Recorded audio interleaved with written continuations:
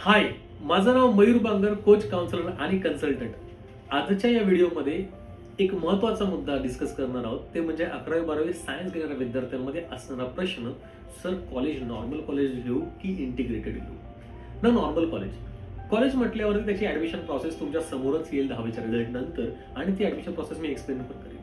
परंतु कॉलेज म्हटल्यावरती काय काय असू शकतात, तर तुम्हाला तुमच्या लेक्चरला जायचंय, तुम्हाला तुमच्या प्रॅक्टिकल्सला जायचंय.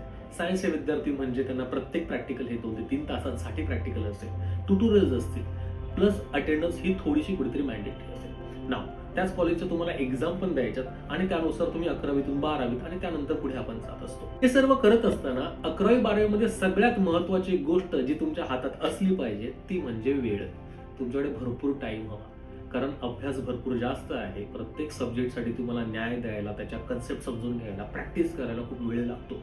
आणि सोबतच स्टेट बोर्डासोबतच तुम्हाला NCERTचाही अभ्यास करायचा आहे, कारण तुम्ही JEE किंवा नीटची जर तयारी करत असाल तर तुम्हाला तेवढा वेळ असायला पाहिजे.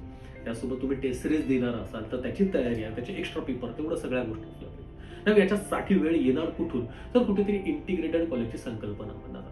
नाव बरेचसे कोचिंग इन्स्टिट्यूट हे इंटिग्रेटेड कॉलेज बरोबर म्हणजे कोणत्याही ज्युनियर कॉलेज बरोबर आपला टायअप ठेवतात आणि त्याद्वारे ते त्यांच्यासोबत लेक्चर्स, त्यांचे एक्झामिनेशन्स, त्यांचे प्रॅक्टिकल याच्यामध्ये गिव्हन असतात. नाव इथे तुमचा वेळ वाचू शकतो, कारण नॉर्मल कॉलेजला रोज जाण्यात आणि येण्यात असणारा वेळ, त्यासोबतच तिथे असणारे फंक्शन, तिथे असणारे डेज आणि त्याच्या व्यतिरिक्त अजून काही गोष्टींमध्ये गेलेला वेळ आपल्याला पुन्हा आणता येत नाही. पण तेच इंटिग्रेटेड कॉलेजला हे थोड्याशा गोष्टी कमी असतात. लिमिटेड टाइम तुम्हाला जावं लागतं, लिमिटेड तुम्ही यावं लागतं. तुमचे जे कोचिंग इन्स्टिट्यूट असेल ज्यांचं टायअप आहे तेच तुम्हाला थोडीशी त्याच्यामध्ये मदत करतील सगळं टाइम टेबल आखून देताना, म्हणजे कोणत्याही प्रकारे तुमचा लॉस होणार नाही. जे मी मगाशी म्हटलं की तुमच्या हातात जे असलं पाहिजे 11वी-12वी सायन्स करताना ते म्हणजे वेळ, आणि ती वेळ फार महत्वाची आहे. आणि म्हणूनच कुठेतरी इंटिग्रेटेड कॉलेज थोडेसे अप्पर हँड ठेवतात.